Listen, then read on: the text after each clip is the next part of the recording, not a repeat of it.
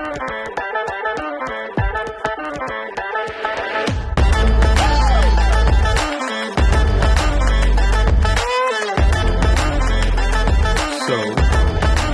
gonna put that on the calendar for Thursday, 10 to 10:30. It might not 9:30 to 10. 9:30 to 10. Sorry, yeah, I don't I even mean, think either way works for me. I have that block of time out Yeah, I think 9:30 to 10. because Yeah. I'll take the full blame for it being difficult, but I want people Yeah, should know how difficult it is. right. With schedules, yeah, it's not easy. I mean, it'd be different if we weren't both trying to organize this. But anyway, like in terms of the time. So we have other stuff to talk about, but the one topic that I do want to talk about is the way we work versus the way we work best. Yeah, no, that's good. And like, give me just a quick like 2-minute. Like, I know we've talked about this a lot of times. Are you talking about like being able to work when you have the time? Like, Well, not only when you have the time, but when you feel the most productive. Yep. Like, I don't know about you, man, but there's times where I get up at 8:30 in the morning. I don't want to be on a call. I don't want to like start trying to write code at 8:30 in the morning. Yeah. It might be like 10:35 or 2 o'clock in the afternoon or 10 o'clock at night. And all of a sudden I'm like, man, I want to write some code. And that's why I'll ping you sometimes at night, because I'm like, Randy, what can I do to help move this forward? Because all of a sudden I've got the motivation and the inspiration. And that's exactly what I mean by the way we work versus the way we work best. And we'll pick up this conversation. I might even carry some of this over. It's the idea that, the core hours shouldn't be more than maybe 2 hours a day. Right. Trying to do as many things as possible asynchronously. The idea that we let the work week equal undefined.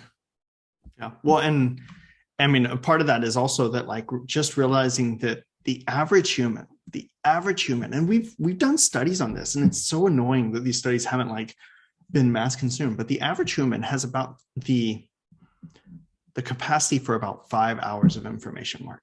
And usually not 5 hours straight. It's usually like Right. 1 3-hour block at some point, and then another 2-hour block a little later.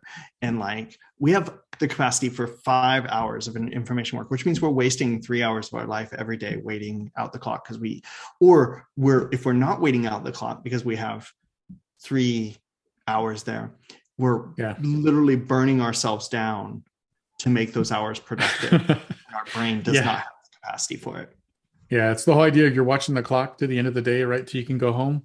Yep. I mean, that's the truth. Like if I'm working an 8-hour day or at a company that requires 40 hours from me, I can almost guarantee you I'm not giving you 40 hours of productive time. I'm probably only giving you, 10 to 20. And so it makes sense that like anything that we're working on or going forward with, that we don't have this mandatory, hey, we're doing 40 hours a week or whatever, because I think that's nonsense, right? Allowing people to work when they work best, keeping things as asynchronous as possible. And then you help accomplish that by making sure that work is clearly scoped. And I was going to say, that's the key, right? Like you ping me and you're like there's a missing piece there. Like you ping me at 10:30 at night or 11 at night. And you're like, what can I do? Like the fact that you're having to ask that question means that like we haven't put all of the infrastructure in place to be truly asynchronous. Cause like we don't have a board to go out and say like, what's needs to be done still. What can I do that's on this board? Because those, like, I think the key though to asynchronous work and the thing that I think we've screwed up just generally is that instant messaging shouldn't mean instant response. And like, so often like your Slack notifications, like, I don't know about you, but my Slack notifications are like a sea of things I have to respond to immediately. And I don't. And like, so like I'm going through them right now. And it's like, I'm finding messages from like June 2nd that I never responded to. Yeah, but exactly. I mean, and we need good communication systems to facilitate that. I didn't mean to interrupt you. I do think that that's key, is that async work means, like you said, clearly defined scope, because like if you're having to ask a question and you need an immediate, well, that's what you need Rubber Duck for. And so it can't be like work stuff. It needs to be like, how do I solve this problem that will lead to, but you can't, you've got to be in a better position. You got to be set up for success by like knowing what the path forward is. Yeah. I mean, if everybody knows what they're responsible for and what you're driving toward as a team, even if the team is one person or if the team is, 10 people, if everybody knows what you're driving toward, you don't really need to get together that often. You don't even need daily stand-ups. Right. If either the project manager or the manager or the scrum master or however your team is configured, if the work is continually being refined and scoped and broken down into really small bite-sized pieces of work, then you don't really need to meet together that often because you Yeah. already know what's next. When that ticket's done and the definition of done is really clear, then you move on to the next thing. And that allows people to work, or it helps allow people to work in the way that they work best, which means then that, imagine we were all in the States and we're on different time zones, or we have people offshore or overseas and they're 7 hours ahead or 10 hours ahead.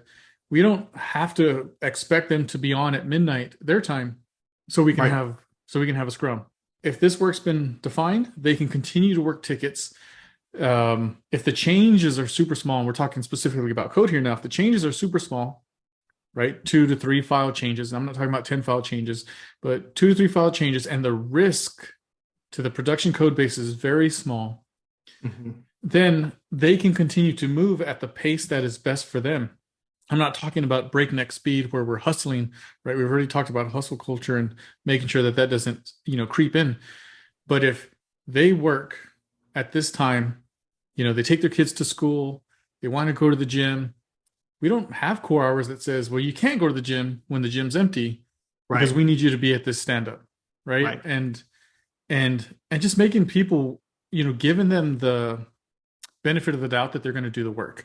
I actually work worse when I have core hours. When somebody's telling me that I need to be here at this time and they're being super prescriptive about the work that I do, I work less because I feel like I'm being micromanaged. I don't have any control. Hmm. So, That's the thing we yeah, all want. I want to highlight a couple of things that you said there because I think it's really, really important. First of all, I mean, we're not going to be saying anything that anybody doesn't know here, but we both, I think, deeply agree that in order for any of this to work, you have to kill the meetings. You have to kill them. Like you mentioned stand up, but I think there's so many meetings that you just have to get rid of. And I mean, because otherwise async work can't work. The other thing that I think that has to be in place is really good automation everywhere. Like we talked about, like teams being able to deliver all the time, like you have to reduce risk, right?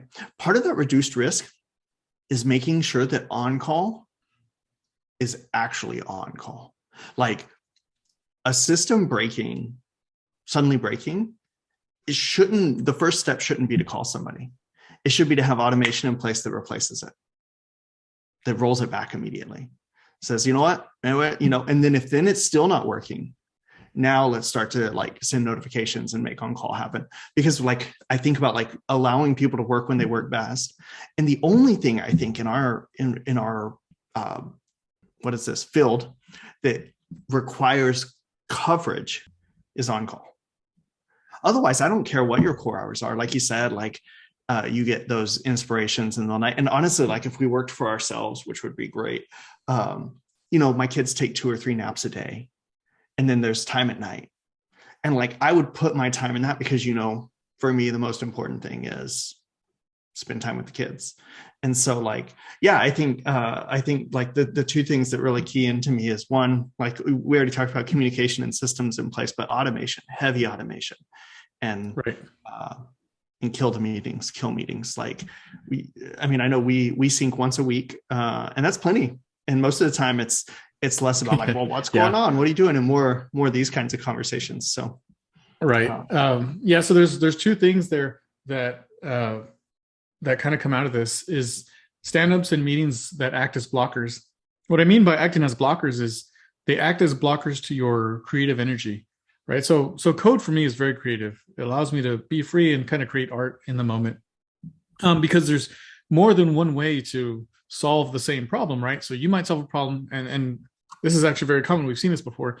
You'll write code different than the way I write code, or you'll solve the same problem different than I would have solved the problem.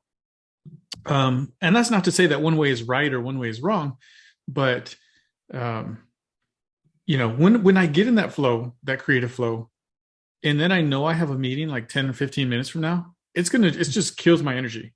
right? Yeah. I know that I need to go to a stopping point, or I'm going to go into the meeting and not even be paying attention to the meeting because I'm trying to finish this up. I'm trying to stay in that same flow. So these stand-ups or these meetings, they become, like mental blockers or creative blockers, even though you're going into them and, Randy, you can probably think about on your team right now when y'all do stand-ups or you do these meetings, how much productive insight or conversation actually comes out of them that couldn't have been had once a week or in a reduced cadence. So my stance on this is going to be a little different, and this is probably a conversation that we'll want to pivot off to another time. But I run my stand-ups very differently, and I have a lot more flexibility. And at our last time we worked together, we also had more flexibility because we owned the ceremonies, and so we decided what was in them. And from that experience, I learned, like what you're saying, that there's a lot of cruft to just cut. So we do have a daily stand-up, and but it's very different. It's very short. It's 15 minutes, and we hard cut it at 15 minutes and just hang up the call. The other thing is that we're not asking those standard questions. Here's what we do in every stand-up is, here's the goal for the day. We all know the goal for the day. Let's identify as many of the blockers as we can right now so that we know what we need to be chasing down. Like, we're not asking and when I use the word blockers, that's probably what's all the stuff that we need to do to make this happen, really? And again, I think I could have a whole bit on just this, like how to do a better stand-up, because I have strong opinions here.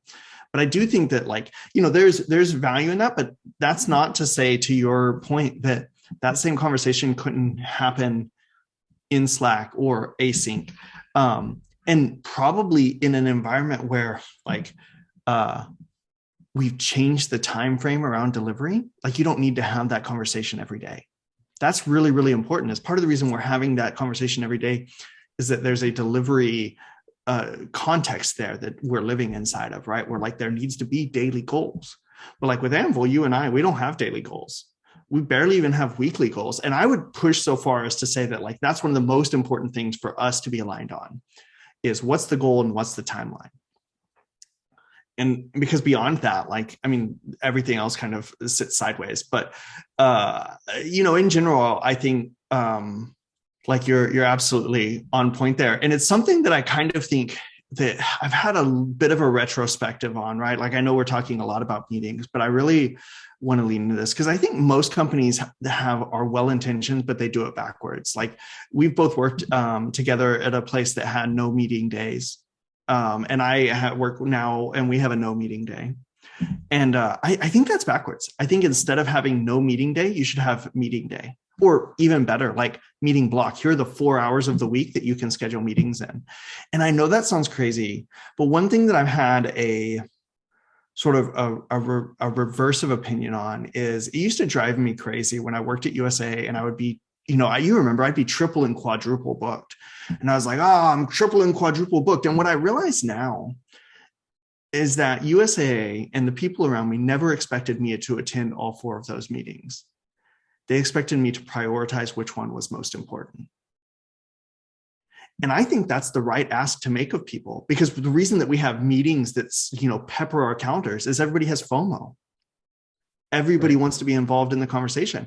And what I think is great about scheduling, hey, you have 4 hours. Here's the meetings that will be scheduled in those 4 hours. You pick the ones that are most important to you, and let's force the rest of them to be documented in a way that you can catch up.